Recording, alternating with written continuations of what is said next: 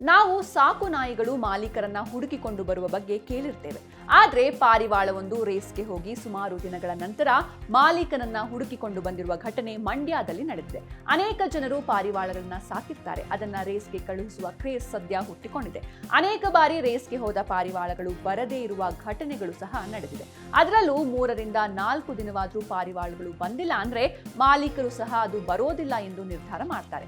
ಆದ್ರೆ ಮಂಡ್ಯದಲ್ಲೊಂದು ಬಹಳ ವಿಶೇಷವಾದ ಘಟನೆ ನಡೆದಿದ್ದು, ರೇಸ್ಗೆ ಹೋಗಿದ್ದ ಪಾರಿವಾಳ ಸುಮಾರು 52 ದಿನದ ನಂತರ 1790 ಕಿಲೋಮೀಟರ್ ಹಾರಾಟ ಮಾಡಿಕೊಂಡು ಬಂದು ತನ್ನ ಮಾಲೀಕನ ಮಡಿಲು ಸೇರಿದೆ. ಕರ್ನಾಟಕ ಹೋಮಿಂಗ್ ಪಿಜನ್ ಫೆಡರೇಷನ್ ನಿಂದ ಡೆಲ್ಲಿಯಲ್ಲಿ ರೇಸ್ ಆಯೋಜನೆ ಮಾಡಲಾಗಿತ್ತು.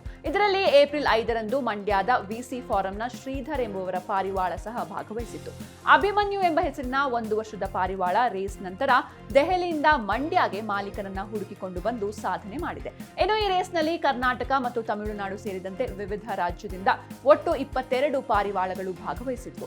ಎಲ್ಲಾ ಪಾರಿವಾಳಕ್ಕೂ ರೇಸ್ ಆರಂಭವಾಗುವುದಕ್ಕೂ ಮೊದಲು ಒಂದು ರಿಂಗ್ ಹಾಕಲಾಗಿತ್ತು. ಅದರ ಮೂಲಕ ಪಾರಿವಾಳಗಳ ಗುರುತು ಹಿಡಿಯಬಹುದಾಗಿತ್ತು. ಇನ್ನು ಈ ದೆಹಲಿಯ ರೇಸ್ನಲ್ಲಿ ಭಾಗವಹಿಸಿದ್ದ 22 ಪಾರಿವಾಳಗಳ ಪೈಕಿ 14 ಪಾರಿವಾಳಗಳು ತಮ್ಮ ಮಾಲೀಕರ ಬಳಿಗೆ ಬಂದಿದೆ.